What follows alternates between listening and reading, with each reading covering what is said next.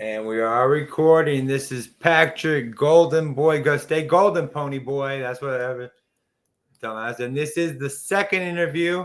And you're I don't want I am stupid and old Pokemon song, right? Yes, sir. The Pokemon. All right, inspired.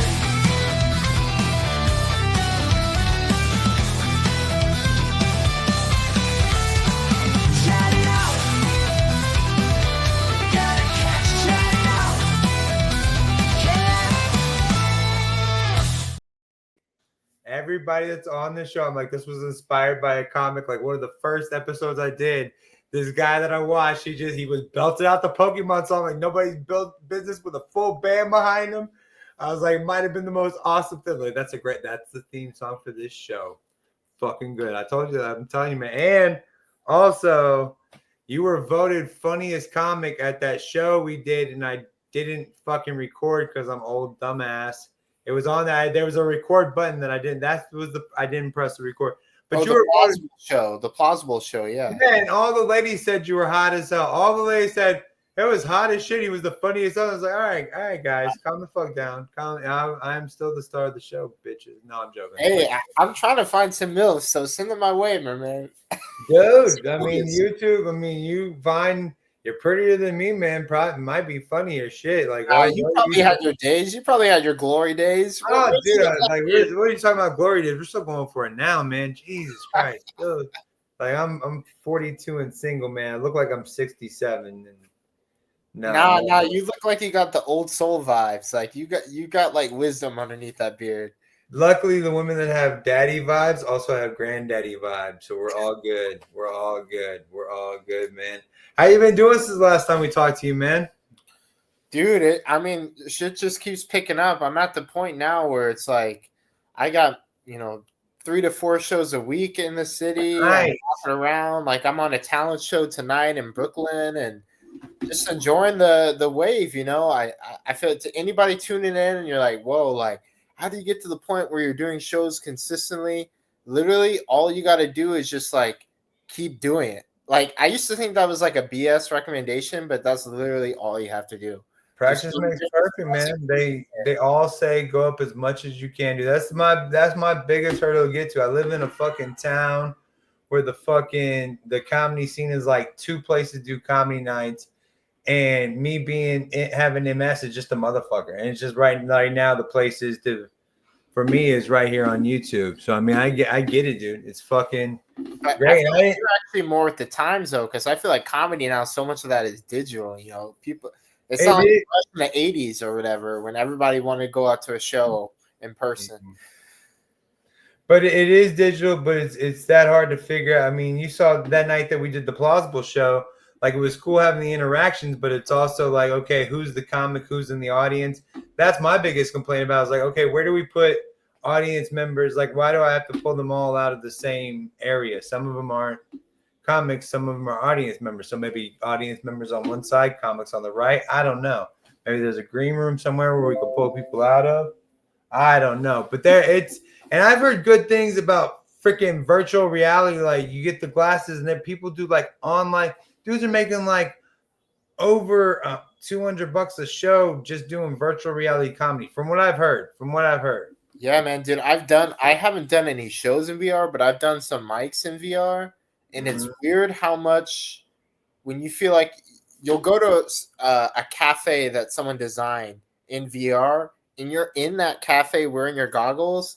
And I was stunned how similar to real life it started to feel like. Because I was like literally behind the bar, a virtual reality bar, shooting the shit with other comics before the show started. And I was like, yo, why does this feel too close to home for me? This is weird.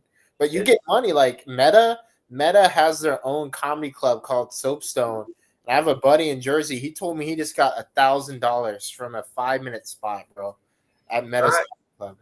Yeah, you have way oversold me on this shit because that's like almost the part, especially for somebody fucking stuck in the house figuring it. That's just like the perfect thing. It's about, like you said, everything's moving that way. There's so many people that don't want to leave their house and don't want to do anything. For sure. The way that we can make it for these people.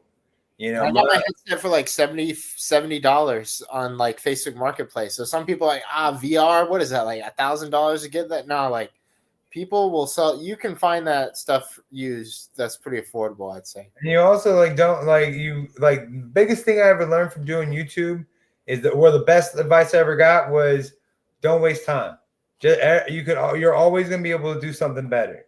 Get on YouTube and just start going. So it's probably the same thing. Just get on VR. It's the same thing with comedy.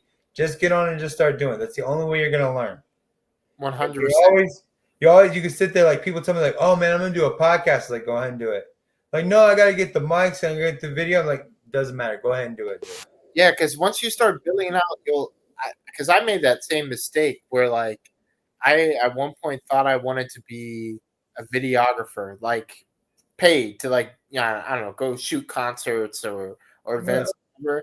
And I got so stressed about making sure I had all the top of the mark equipment from the get go that I actually went into debt and didn't even know how to use all the equipment. So it's like instead of going on that slow learning curve, I try to like throw myself into the fire and ended up like shit in the bed. Like I think you start off slow, get good at like the really basic stuff, and then eventually people will start giving you money for you to upgrade your equipment instead of you having to drop a huge egg right from the start.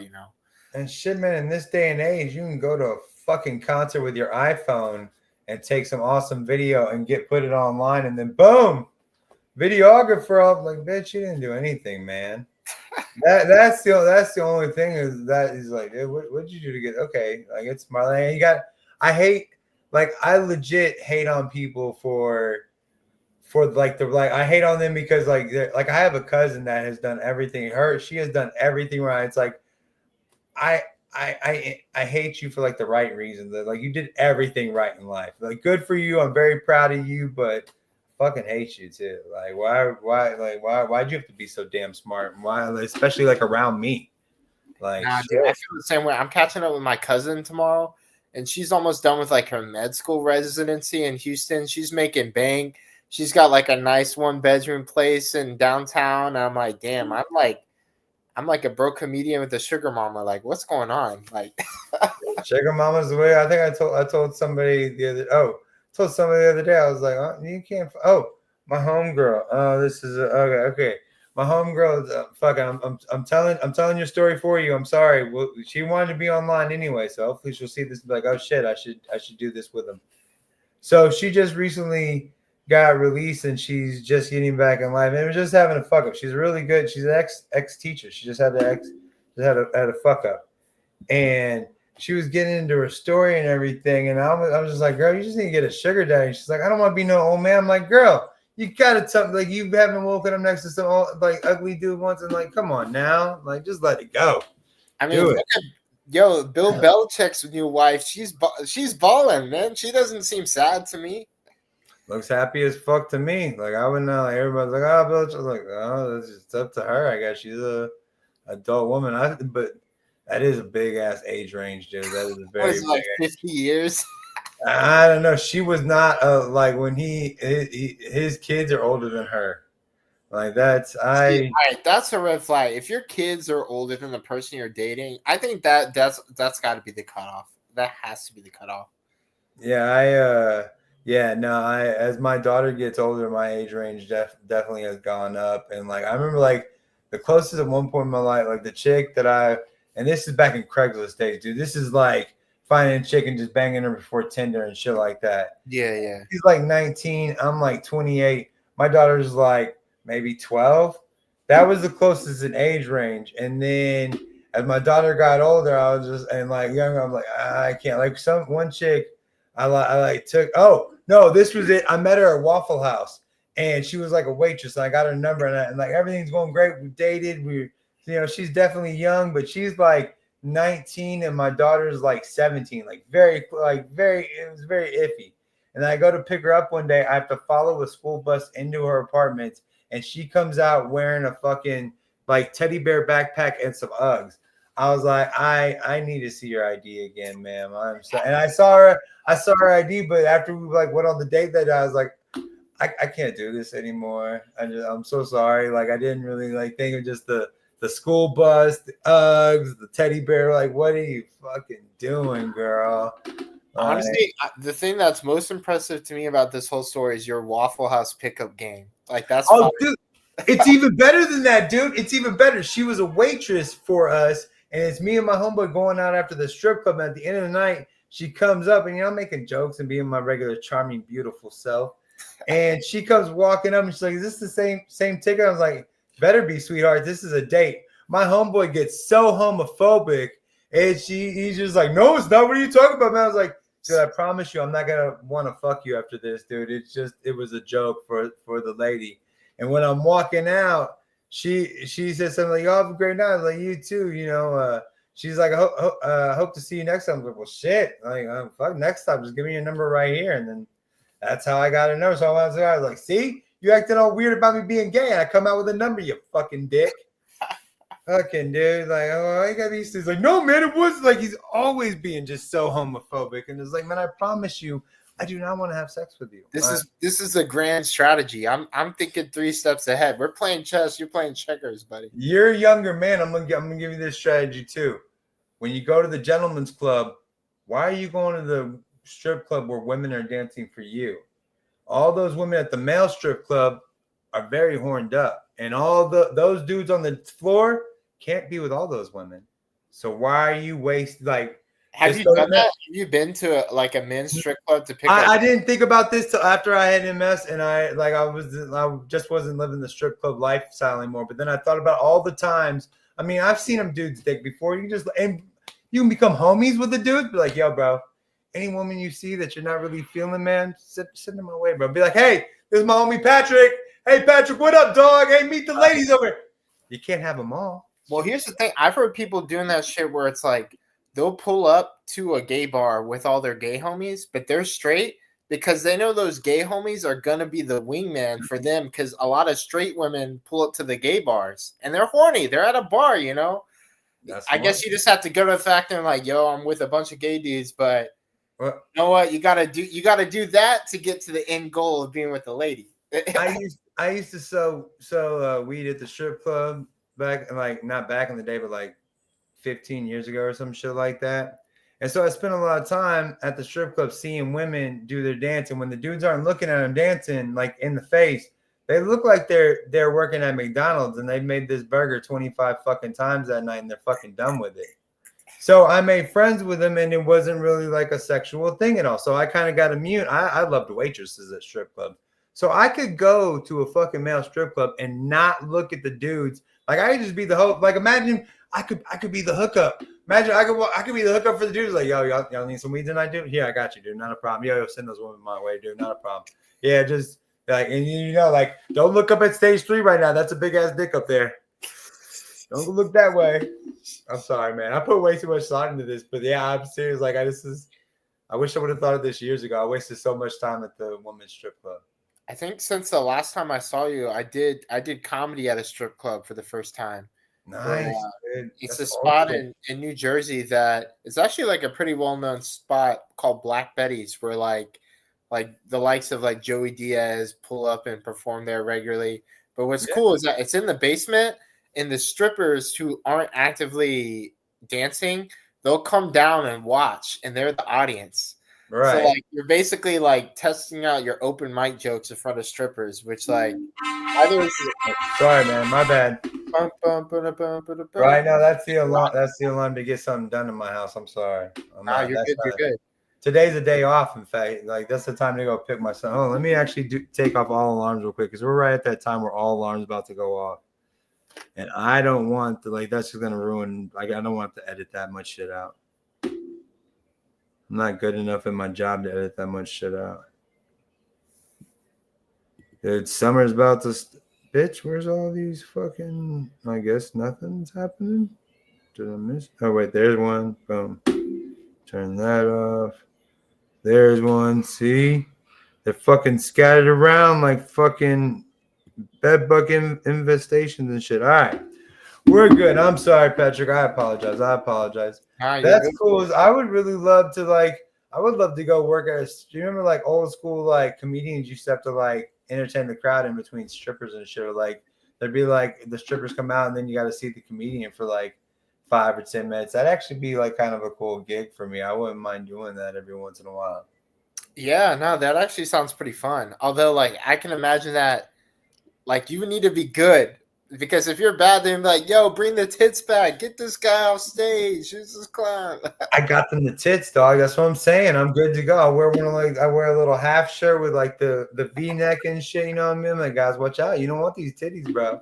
Oh, you baby, bring back the vagina. Sure, we will bring back some vagina for you guys. And I don't mind if like all the girls are doing like the little like they can still have all the little side stages and shit. The girls just have to dance to like no music. They can still shake that ass to no music. Oh yeah, yeah. The ass is still there. It's not like the ass just deflates once the performance is done. You know? I'll try to do some beatboxing for there. And I can't even like fake beatbox, dude. That'd be like just a terrible.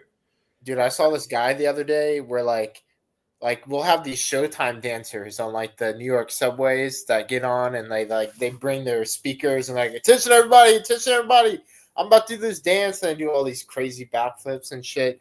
But this one guy, he pulled on with the speaker and kept trying to start the speaker, but the speaker wasn't working. So it was really awkward because he had just gotten everyone's attention, but he still decided to do it a cappella. And that was the weirdest shit I've ever seen. It felt like I was just watching a grown man pole dance. And he kicked the person in the face. It's like, well, dude, once you're into an act and you're getting going on it, it's like, okay, where do I like once you got everybody, like you said, he's already got everybody's like you're just supposed to slink off stage. yeah. Like, what if you were on the stage and you forgot like half your act? And you just like, you know, what are you supposed to do? Just walk away? Like, you gotta try to keep it going. I see what you're saying, dude. Like, and I'm the most awkward man ever, man. I don't do good with awkward situations. I just recently watched that Love on the Spectrum on Netflix the last season. Like it kept like intriguing. I kept seeing this girl in this like country like just hitting it off. I'm like, that's kind of beautiful and nice and sweet. Okay. But then I watch awkward moments like I'm watching a horror movie go off. So I'm like, don't do this. Oh, this is gonna be so. There's one moment where a dude on the spectrum basically just blows this fucking fat woman up, and I'm like, bro, you could do something there, man. I would have like you. What do you do? What are you gonna do better than? I mean, she did sadly like keep having lipstick on her teeth, and I'm like, God. It's nothing to guy. Like I would have been like, let's just take the lipstick off, and then sweetheart, what are we doing? Like she looked like she was just very thick, but it's like if you're on the spectrum, like.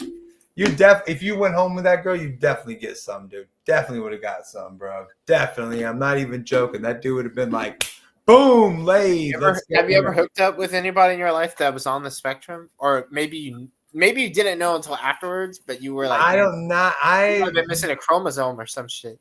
I don't think that. I mean, in my day, I'm from the fucking 80s and 90s, dude. So we didn't know spectrum shit. I probably have been with, I mean, to be with me, they probably, but I don't know. Like I couldn't guarantee say, I mean, there's definitely, I mean, I'm probably on the spectrum a little bit by now. I'm not for sure. I'm not for sure. It's weird now because everybody, especially like the Gen Z kids, everybody's calling themselves like autistic now, where it's almost like it's lost its meaning a little bit.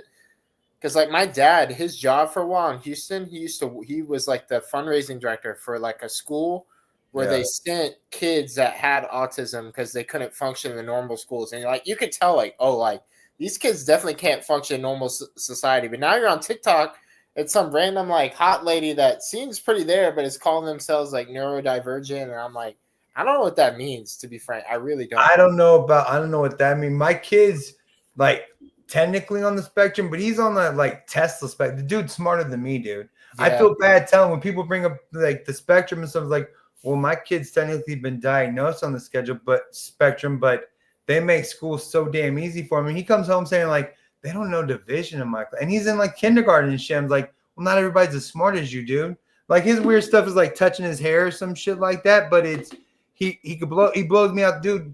Like 2 years ago, I was like, what's 5,000 plus 6,000? He's like 11,000. Like real quick, I was like, you motherfucker. That would have blown my mind at fucking like 5 years old. If you would have asked me at 5 years old, 5,000 plus the 1,000 would have been like, no, fuck you, no. Dude, that resonates me because like that's like my brother. My brother is like one of the most socially awkward people. I'm saying he's so socially awkward. If you're walking with a group, like we'll be walking with my family down the street from an event, and he'll like walk like 30 paces in front of us because he's on some weird, I don't know. He just is weird like that. But he's always been great with numbers. Like he's like a math genius, and now is like making six figures doing data analytics for DraftKings type shit. And like, because he has like this Bitch. obsession with sports, and I'm like, damn, like you're awkward as hell. You can't make friends easily, but you know numbers.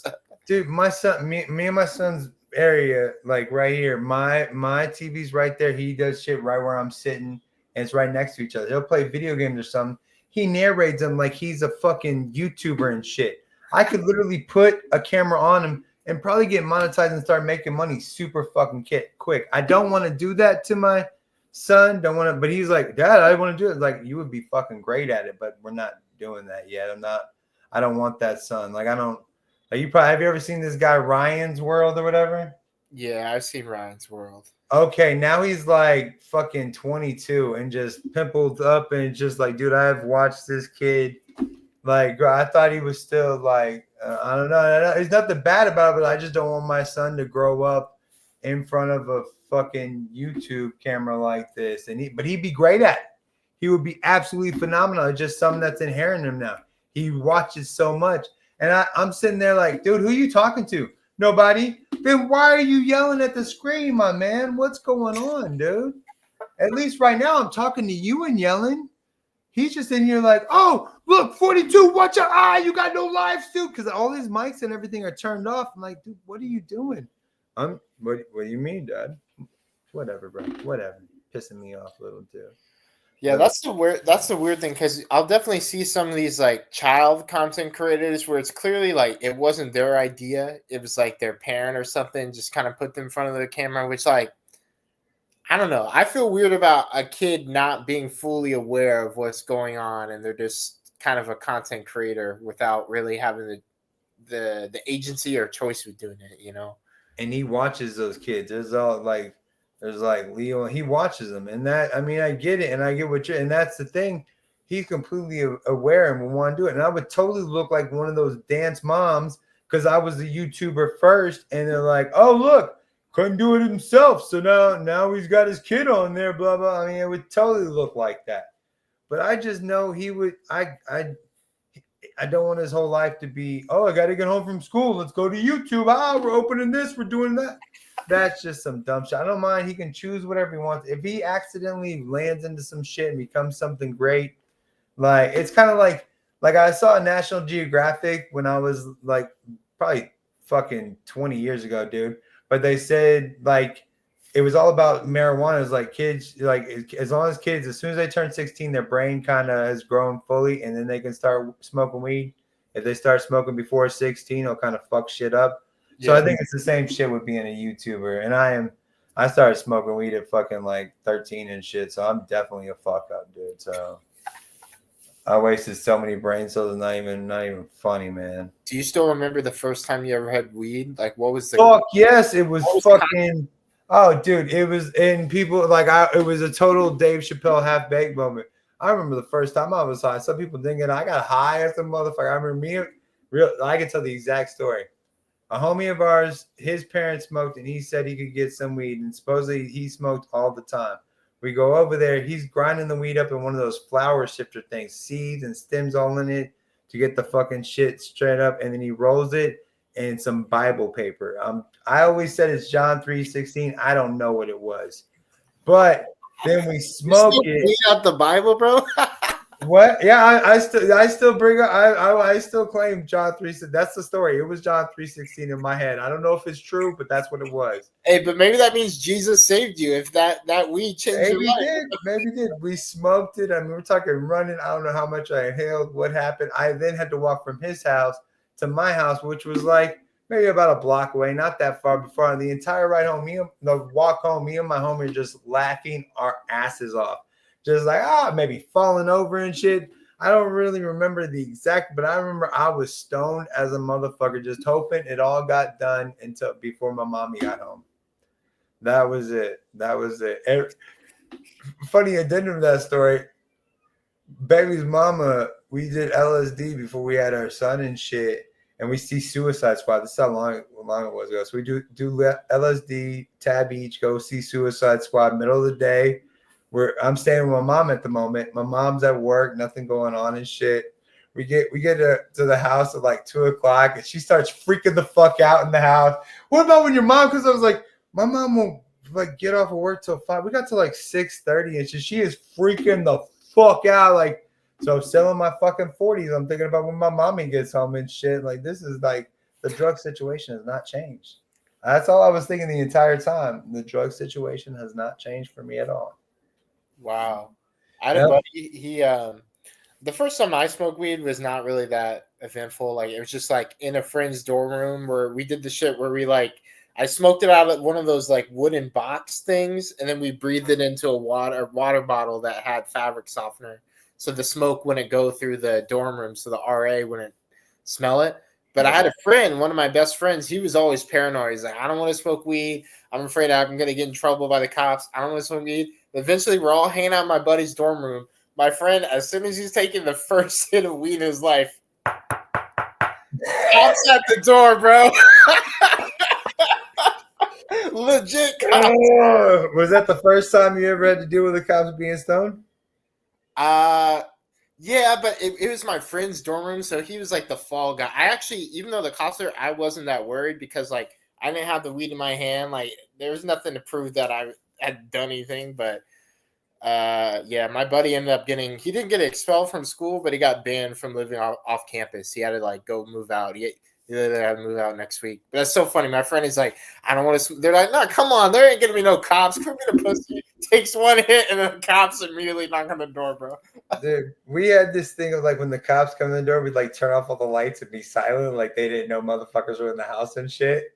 And I'm at this one apartment party, and the cops show, like we're all outside and we're hanging out, and then we see like the cops pulling into the thing. We're like, oh shit, let's go inside. So we go inside. So I obviously saw all these kids go from outside inside this apartment. Then we turn off the lights, like they're gonna think nobody's over. They got the wrong apartment or some stupid shit. And so we're all sitting there. It's completely pitch black outside this place. And finally, one of the other kids goes and opens the fucking door. The cops come in, turn on all the fucking lights. I'm at a fucking dining room table with nothing but seeds and stems all around me. Like, none of this shit is mine, guys. I'm sorry. It was dark. I sat down. I had no idea, dude. I am so sorry. And like, I had to like drive home and shit. It was just, and I had warrants. It was a whole fucked up city. But like, this is not mine, dude. None of this is mine. Bullshit. And that wasn't the first time. Like I spent a lot of time running from the cops stoned real quick down the fucking alleyways and shit. But again, 90s love, dude. They call the fucking cops. You fucking skirted down there. Yeah. Not a problem. I couldn't imagine waiting in your dorm room. Jesus, you fucking old man getting stoned and shit. Well, that's the crazy thing now. Like living in New York City, it's such a weed friendly city at this point. Mm-hmm. Whereas like back in the day, like I met some like OG street dealers that were locked up on Rikers for selling like less than a gram of weed. That now some like hipster dude wearing fucking, I don't know, whatever the fuck, is just smoking a joint on that same street corner that dude got arrested for selling weed like 15 years ago. I'm not even. I'm not for sure I could do it. I'm not for sure I could like walk down the street and smoke a joint. Like, nope. I'm just so used. Like literally, on my YouTube live, I lean forward so you can't see me on the camera smoking weed. And yesterday, I was on the phone with a friend and I'm smoking a bowl. I'm leaning forward out of the camera so she can't see. I'm like, I don't know why the fuck I'm doing this. I was like, you know what I'm doing. I don't know why. I'm just so used to like not. Because YouTube wants to shadow ban a motherfucker when they do that, and it might happen to me at this moment. We're still okay, but it's like, who knows? I don't know. And I have been I've been doing drunk movie descriptions because I was watching Drunk History. It's like nobody wants to learn about history, so why not like describe movies from the 90s and shit that, and be all drunk. So there's a few videos of me out there. Chris Farley doing this and that. A little bit wasted, man. A little bit wasted. See, I like that though. I like that concept.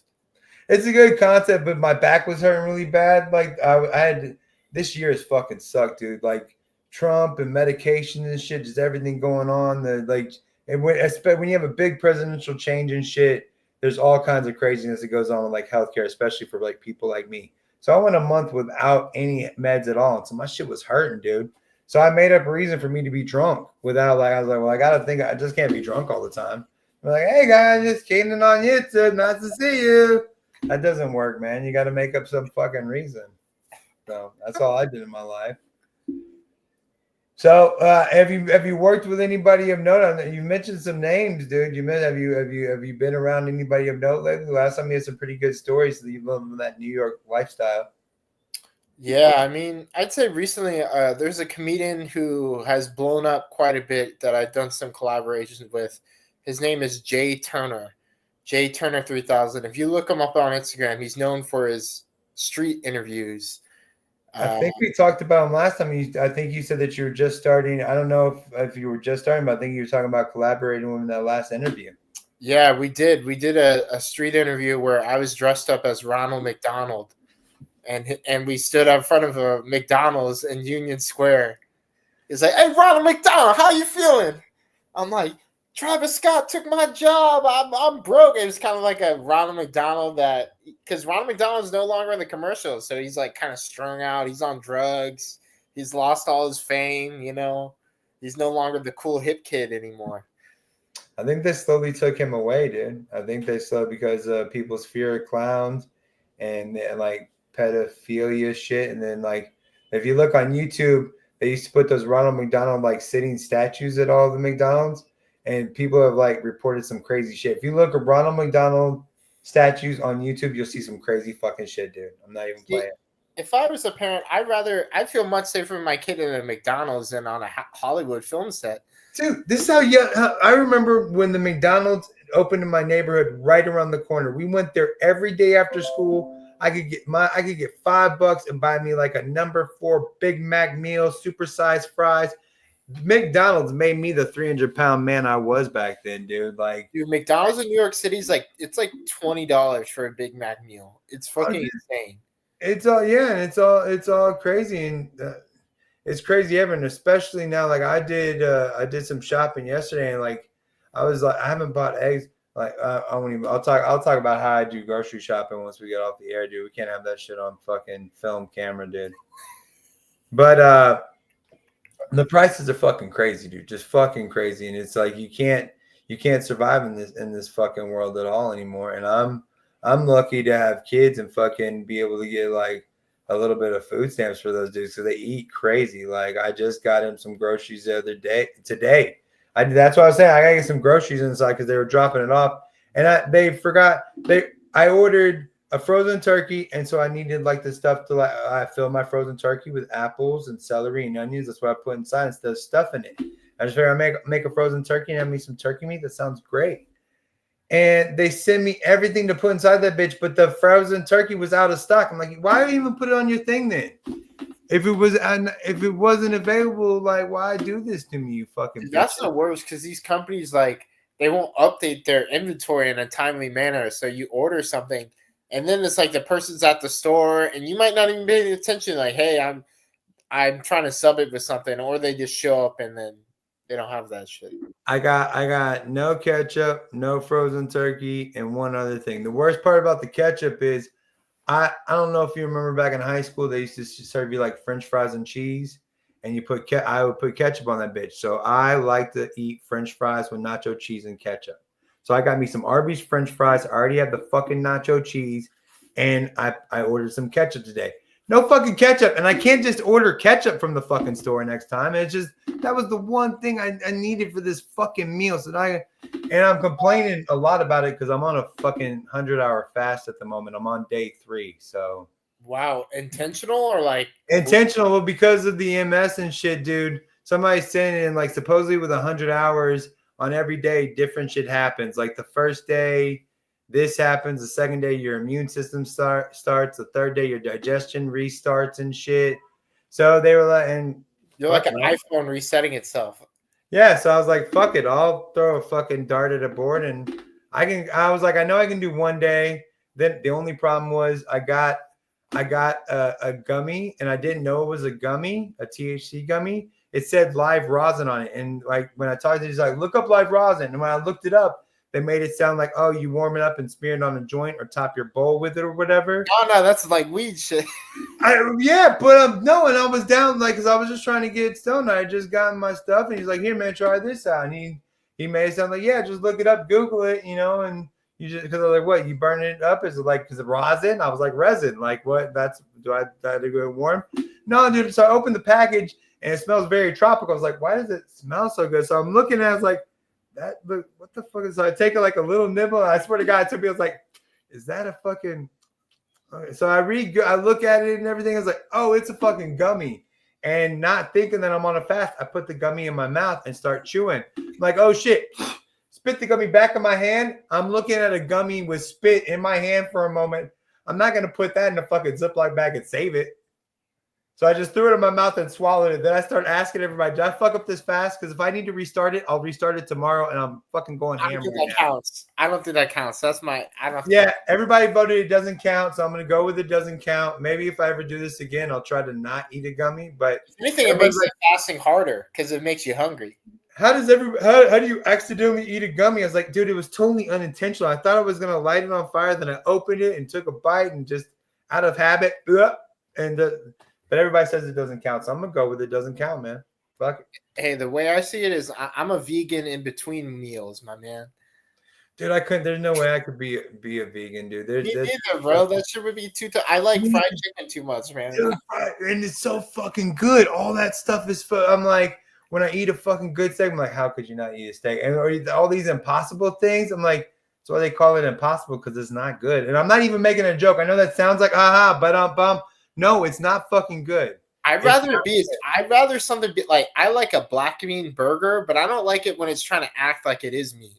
Like I'd rather something just be its own thing entirely. You know what I mean? Exactly. I do when I worked at a catering company, we would do a veggie only option, but it was a portobello mushroom stuffed with like some kind of stuff with like breadcrumbs and stuff. I mean, it wasn't vegan, but it was vegetarian. And I was like, okay, I can see serving. I'm happy with doing this and serving that because it was like a portobello mushroom stuffed with like a tomato and like a little cheese, a ricotta thing. It was this whole thing. I don't even care. I made so many of those that fucking. I'm glad I forgot it for a moment. Thank God. But that's better than BS. I don't want to serve like. Do you have any rice substitutes, bitch? I got rice. Bro, I got hired. There's this company. I've actually gotten some like paid gigs for them in New York City where they're like a food tasting company. But I thought like they basically created these kind of impossible meat alternatives or whatever. And I would go to a diner in New York and I'd be presented with like 6 pieces of bacon. And I was told that one of the pieces of bacon is real bacon and the other 5 were like impossible meat bacons. And I hated all the impossible meat ones. I tried them. I was like, this sucks. They look nasty. And I was like, the only bacon I liked was the real bacon. But then I learned later that like what I thought was the real bacon was also actually vegan bacon.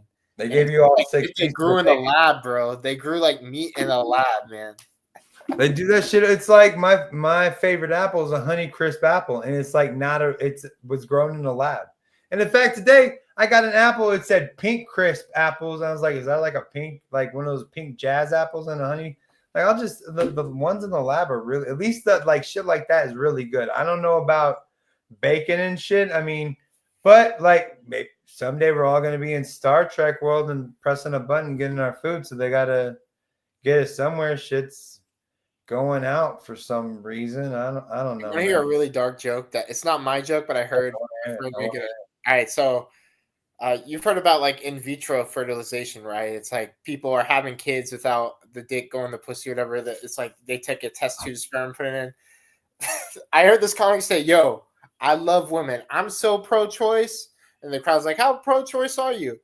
My wife got in vitro fertilization just so we can get an abortion. That's a good fucking joke, man. That's a good fucking joke. I really like that one. I really like that joke. That is awesome. It's not mine. It's not mine. But I thought no, I understand, dude. That's. I mean, that's something. And I have so much shit live. I feel like half my act is like shit that lives in my head, dude. That just, I'm going to meet Rob Schneider with my daughter and we're having a fan expo here in Dallas, and I literally in my head I'm gonna tell him like how much. It was like, dude, in my head, you can put your weed in there. I can't tell you how many times I've used that shit like all the time, dude, all the time. It just lives in my head. Just and it's like those kind of I almost like I feel like it's a part of my comedy to be kind of a pop culture cult. I can't say the fucking word. A pop reference in that way with movies and shit, just because that's pretty much all I know. And it's taken from them, and a lot of my jokes and a lot of my content has to do with them, but they're fucking kings and gods of that shit. And right now in YouTube, to build yourself up, you have to kind of like you take from other people. Like a lot of people give you advice like find somebody that does what you do in your niche and you do exactly what they do. So I just take the names, I try to play off their names and use like right now I do a wrestling show and I call it Last WWE Tonight, like last week tonight with John Oliver. Not scam wrestling, like not Sam wrestling, and it just plays on all their names. So if you're possibly, and my name on any podcast is Keenan and Kel. So if you Google Keenan and Kel, maybe you get me someday. Maybe that'll pop up. But that's I have a card because one of my shows is the Ladies Man, and it's a joke off of Tim Meadows, the Ladies Man. I put some videos out there of me pretending to be this white country dude, Ladies Man. It's just a character. So I made cards up of me like pretending to be him and I handed it out and like comics were like, you can't do this. I was like, you think I'm taking off a Tim Meadows plate, dude? I'm not. I'm giving him all the credit in the world. He is everything, bro. I promise you. Like, and I went to one of his shows and I handed him my card. He did not say anything about it, but I'm not sure if he liked it or not. But Dude, I think we're all like, whether we're conscious of it or not, I think we're all just inspired by different things. Whether we know it or not, we all, like you said, like you describe yourself as kind of like a pop cult, like a comedian really into pop culture. I feel the same way. Like, I feel like anytime, whether it's a good book or a movie or something here on the radio, like it'll just seep into my mind and like influence me and like build out what I think is funny or what I like to reference, you know? dude, I heard a guy in Denton where I live do one of my jokes. Not one, he didn't hear me do it, but it was a joke I was working on about drugs. He said it first. It was like a weed joke, and I remember like I forgot the joke because I didn't want to use it anymore. He got to say it first, and I saw it on YouTube on some interview because I was like researching him because I was trying to get him to interview, but he's like too big of a star to interview with me.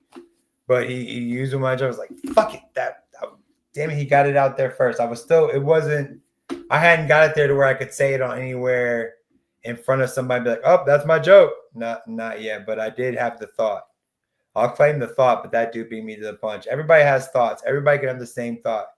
Robin Williams had a million thoughts that other comics have. He could hear you say the same thing and then put it out there, and just like his agent just used to toss out $100 bills because he just steals. He couldn't help it.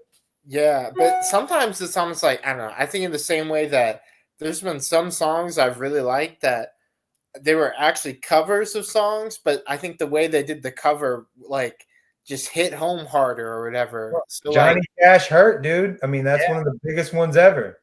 I heard Walk the Line also, or Ring of Fire also was in a Johnny Cash original. Yeah, another one. But I mean, hurt. I mean, I had that album when Nine Inch Nails put it out, and it wasn't one of my favorites. Like, oh, hurt. Oh, okay, great, whatever. It's okay song. Wasn't that "Fuck You Like an Animal" CD? Like that was my song. That's what I enjoyed. Like I remember jamming that the fuck out.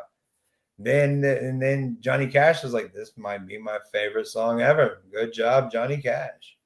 So I mean, it's a lot of people and there's people do Bob Dylan covers that I like better than Bob Dylan, and I think that's just a part of the game, a part of what happens. You can take what people say and build off of. You're not, but I mean, I don't mean like taking their joke, but I'm saying you can be inspired by them and give them credit and say, yo, I heard this, or like just like a comedian giving another comedian a tagline. I thought of this, you could even like preface like this is a tagline. I heard this other guy say it. Like if you had something to add to that joke you just said, you could then say, if you ever saw him, be like, hey man, I thought of this for you. If you want, you can have it. It's fucking hilarious. That makes me think of this thing. I don't know if it was a poet or whoever said it, but the phrase is basically everything that can be said has already been said. It's just how you say it that continues to change. You know, everybody's been talking about lady problem, like their problems with chicks, you know, throughout the history of mankind. And that kind of being the root of a joke has existed as long as humanity's existed. But like the way people approach that subject keeps changing. Or like even every history book, they're not just making the history out of thin air. It's because they're reading other history books and Uh, then kind of adding their own new take or new information to it. It's like nothing's truly original, I feel like. it repeats itself, man. Just like Rodney James. I get no respect. Take my wife, please. That was before, it goes in cycles and shit. And like there was the huge like late 80s comedy boom, and then it died out in the 90s and kind of went more college based and all that stuff. And then it went into another comedy boom. It's all cyclical. So whatever. I hate these fucking words. Fuck that. But it all goes on. It all keeps going on. It's the circle of life, man. But no, I'm saying you just keep plugging away. Just keep doing it, and you might come across a thought, but you have to. I've heard comedians say genuinely, I stole that joke and didn't mean it. I didn't mean to steal it. Just the thought popped in my head, and I thought it was an original joke, and then I heard it. Another person do it. Then to me, they got to the stage first with it. Yeah, or I don't know. Sometimes there will be a joke that I thought was the original idea, and it's not because I stole it, but it was such a big, like, for instance, so many comedians are making P Diddy party jokes, and everybody's like, "Oh, I made my own Diddy joke," but so many people are thinking about that you're likely gonna have multiple people land at the same punchline just because like so Mhm. many people are thinking about that shit. It's low hanging fruit, and I've been go to like recently in a live YouTube like the other day. These ladies on my thing we were having a spicy live, and I was caught. I had baby bro. I was like, I'll bring the baby oil. I got enough baby oil if y'all want. Whatever the baby. I kept making baby oil jokes like, and one of the girls like, "What's up with you and this baby oil?" I was like, I think it is. I got ashy ass. Like you seen this dry ass skin, girl? You want this rubbing up against you? I don't think so. I'm looking out for y'all. Like I got alligator skin. My ex-wife literally used to call me that. Like, look at alligator skin over here. I was like, girl, fuck you. That's a crazy nickname to be called alligator skin. Dude, we went to I don't what's his, Jim Florentine. I saw Jim Florentine like Howard Stern heyday dating Robin. I went to Addison Comedy Club. Me and my ex-wife were sitting in the thing, and he's saying something, and my ex-wife says, "This is my fat daddy," and homeboy is like, "I'm not for sure I'd be okay with that." I was like, I'm not, but fuck it, like. I was a dumb bitch, say whatever she wants. Who cares? Like, really, My fat daddy. yeah, fat daddy, middle. Everybody here, and Jim Florentine's like, "You okay with it, dude?" Like, well, I'm fat, and she does call me daddy. I didn't think of that. I thought of that. It's like one of those moments where you think what to say. This would be perfect joke. I did not get it. I had those like I hate those moments where like you're like, oh, don't be falling in love while you're walking away. I get those moments with like when I met Jay and Silent Bob. I said one good joke about my daughter's name being Heaven. If she was a stripper, her name would be like Carol or some shit. He laughed, and then as we were walking away, he's like, "Oh, I could have said this. I could have followed it with this. I could have done like you just think of all these stupid fucking things you could have done and said, and I didn't do them, and that's." I'm pretty good with the ladies, but with like celebrities or people I'm actually interested in, I fuck up. Players Who's the fuck most famous person you ever met in your life? up. Probably at this moment, Jay and Silent Bob. Probably at this moment, but most famous person I've met, like in regular, just day to day real life. Like I met a lot of sports stars around Dallas, like because I used to clean aquariums when I was younger, and that was like you going like one day, dude. I went into you wouldn't know him, but he's this basketball star named Josh Howard. I go to clean his aquarium. His brother answers the door, and he answers the door with a blunt in his mouth, and he hands me the blunt, and I just again like the gummy, like instinctively take it and just put it. And he's like, "That's my dude." I'm like, well, "What do you?"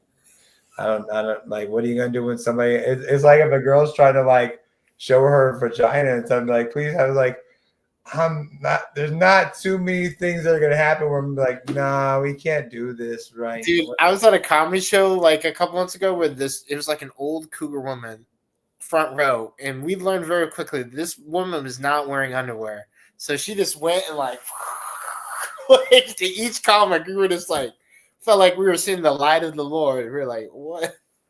Dude, that's how I like literally in this live, these two girls, like, you know, it's fucking YouTube live, but they were getting spicy in the live. And YouTube live is basically me reading out the comments and, you know, and me talking back or whatever it is like that. So these two girls are getting spicy. I'm sitting there like, well, Machado says I got a big old purple double-headed dick for you. Amanda Bynes is like, oh yeah, baby. I'm like, this must be the worst fucking letters to Penthouse ever. What is like, I didn't think about it like after. I was like, this is terrible. Like, my bad, but this is because that's just what I do. I almost feel like Ron Burgundy because I just read off the fucking comments. Like, you'll get me saying, so I don't even get what I'm saying. I'm like, oh, I probably shouldn't say that shit. And I just, like, I feel like I'm like, girls, I'm not saying, like, I'm getting hot up in this motherfucker, guys. Like, this is some bullshit, dude. Like, I mean, you know, talking about some shit. I mean, it's not getting like, oh, I'm gonna spread you out and put you up, but it's getting like spicy. Like, damn, girl, if we were in the same fucking room right now, I'm not even playing. Jesus, Mary and Joseph. But that's YouTube's a crazy world to live in sometimes, man. And like some of the people that were in that room are people that were in that room that had plausible are YouTube subscribers. I'm telling you, dude. Bodo was like hottest and funniest comedian there that night, dude. Which I did not take any offense to it at all. Although I didn't do any comedy that night because all my subscribers. You were probably the hottest and funniest host of the show, although you weren't competing with any other people. I wasn't competing with anybody, and I didn't do comedy that night because all my subscribers complained, like, when are you going to get new material? I was like, you know, comedians work on their material for years. Yeah. I'm just getting started. Like, what do you that like? Give me a second to like soak, like burn these things or cook them or something. Like, I'm not, you know, like just what am I supposed to do? Come up with a whole new act every fucking week? I'm not that good. So I've kind of like just trying to be conversationally funny and taking a backseat and just, you know, talk to y'all and like maybe be a host and work my way up and, you know, tell jokes to people that haven't heard them a million times already. My daughter's the same way. She's like, that's the same joke. I'm like, they haven't heard it yet though, sweet fart. Yeah, it's a new joke to them. It's new to them. I don't know these fucking one person yet. Well, that's kind of the tough thing now. I feel like, especially with like social media, is that comics feel this pressure to post their material online. And now if you're touring, your fans have already seen those jokes.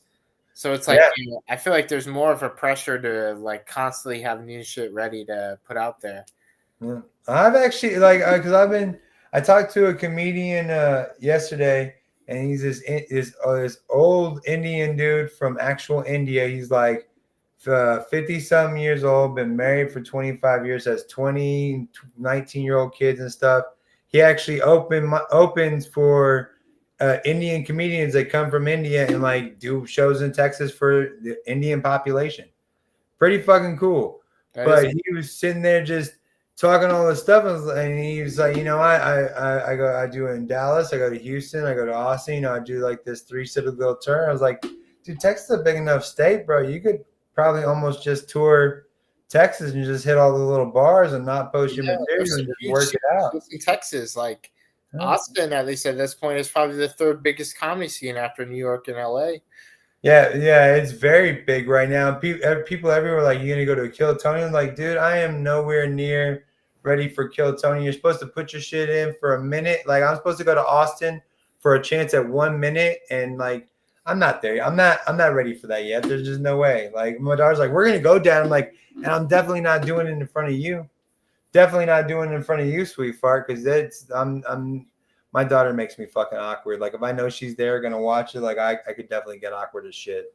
No, I mean, I've performed comedy in front of my dad and mom before. That shit makes me feel weird.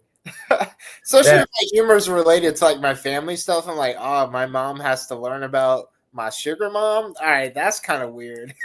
I got jokes that I won't tell until after my mom passes away.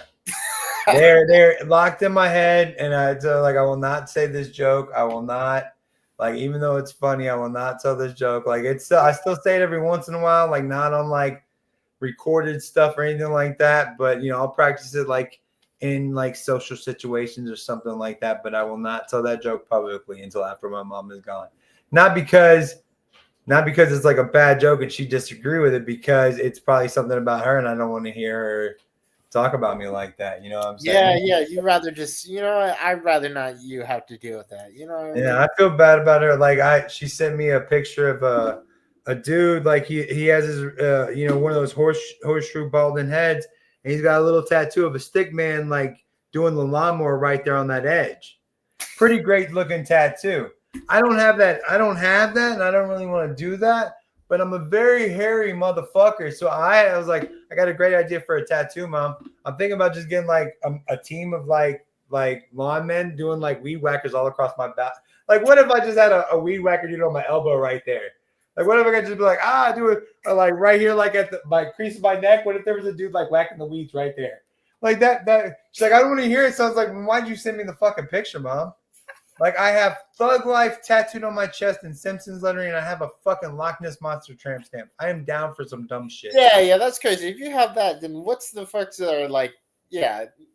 Well, I mean, and the Thug Life tattooed on my belly, I had my stepdaughter draw it because she's a good artist. And I was like, I need Thug Life drawn, and because I didn't want to go to the tattoo shop and like bet on them to know what I'm talking about and have them piece it all together. I was like, here's what I need it to look like. Let's see and he did it perfectly. But so now I basically have my stepdaughter's like lettering on my fucking belly, which is weird. Whatever, it's weird. That's so funny. There's this comedian I follow. Our last thing, there's this comedian I follow. He's based in Olympia, Washington. His name's Sam Miller, and he talks about how, like, you want to know how you could tell that I used to do a lot of hardcore drugs in my life. He lifts his shirt off. He's like, yeah, you see this big tattoo on my stomach that says "Let's Dance"? I don't even like dancing. What's sad is, though, dude, I was like 40 years old getting this shit on my belly, dude. Like, that's what's sad about this shit. Like, 40 years old getting Thug Life on my belly on YouTube. But in Simpsons font, that's pretty funny, though, bro. Oh, dude, I fucking, yeah, right there. See, that's funny. That's funny. Yep. Well, next up, I want to get the pink donut from the movie around my belly button, and I really want Homer Simpson's hand coming out of my crotch area. That'd be dope. That's the goal. But I gotta become like a true YouTuber. This $150 a month from YouTube is not cutting the tattoo lifestyle. And at this point, what am I making, a fucking pretty corpse or some shit? Like, and I got my daughter and my mom. I wanted to get a poop emoji because imagine if you're scrolling through YouTube or some shit and you see an old dude with like a poop emoji on his eye, you're gonna stop at that shit. My mom, me teardrop tattoo. Yeah, exactly. Like, did he kill somebody? I'm like, nah, I killed bathrooms, bro. Yeah, what you talking I about, just kill that shit. That's what I do. Yeah. I kill that shit. I just like, no, this is. And my mom and daughter are like, no, you can't do that, blah, blah, blah. I'm like, all right, like, but really and truly, what does it matter? Like, this is what I do. I'm not getting a real job anymore. So what's the point of this shit? Let's do some crazy shit. I'm down for it. All right, we gotta go, Patrick. My son's up there eating some food. I'm not paying attention to him. Luckily, his brothers are here to watch him. Dude, this is so much fun, Keenan, man. Dude, this is a great time, dude. And again, I'm gonna get the plausible thing, and this time we're gonna record it. I'm gonna get the whole comedy show. I'm better at bringing people up and everything. Oh, I did want to ask your question. All right, you were there for all this show. We had a comedian go in front of you or around you. She did the songs on the ukulele. All right. There was another comedian that was supposed to be there, but he was stuck in like the green room or something. I don't know. He said I was doing something. Oh, I remember that guy. Yeah. But in the middle, he said something like, this chick with the ukulele. I'm like, well, you're talking like you're kind of heckling another comedian, my man. Whether you like it, it's like me saying, fucking pretty boy Patrick over here and his dumb fucking jokes. Shut up, Patrick. I invited you here, bitch. Like, and then we were all supposed to be kind of. This wasn't even a regular. I could understand an audience member, a YouTuber saying some dumb shit, but this is another comedian talking about somebody trying to be funny and comedian. Yeah, I just wondered if you thought that, if you were like, because I was like very contemplating about like trolling this dude and going, it's like, what the fuck, bitch? You ready for this, dude? Let's do this. Let's see if you really are funny, sir. I don't know. I kind of like stirring the pot a little bit. You know, I'm kind of like, all right, you're talking shit. All right, I'm gonna put you up. Let's see. Can you handle the smoke? You know. Exactly. That's what I was thinking, but then I didn't want to bring. You're the first person I've had back on the show, and I didn't want to bring it up to her because that's messing like, hey, what you think about this dude talking shit about you while you were live? I don't think she saw it. Yeah, So I didn't. That's all. That's me basically heckling her to her fucking face if I let her. Like, I thought I like her peanut butter and jelly thing. I liked it all. Like I was digging it, and it's something different. What I wanted to do, I wasn't good. I wanted her to like play a song between each of us. But again, everything was all fucked up. I didn't get it all. I was lucky to bring people up as it happened. I was lucky, but it was a lot of fun. And I like interviewing you, dude. Anytime you want to do it, man, I'm always available, man. I'm around here, dude. Yeah, dude, it's a pleasure, Keenan, man. Yeah, dude, appreciate you. Much And love. you inspired our theme song, man. We praise you every week, man. Yo, shout out to those Japanese people, man, making Pokemon. Dude, shout out to you and the fucking rockers. I was like, oh my god, Pokemon rock song. That is blew my mind. I was like, ChattN OUT, like, dude, right then and there. I was like, that, and I told you that day, I was like, that's our theme song, dude. I'm making that as soon as we're done. When we're done here, I'm going to make this theme song. I'm sorry you interrupted my theme song. Fucking mind going. Like I would, if you would have taken another hour, I would have had a theme song ready to go for you, dude. All right, my man, Keenan, it's been a pleasure. Peace, my guy. Peace, man. Later, Patrick. It's always a pleasure. Let me press stop on this shit real quick, dude. Bitch boy. See, I'm so good at doing my job.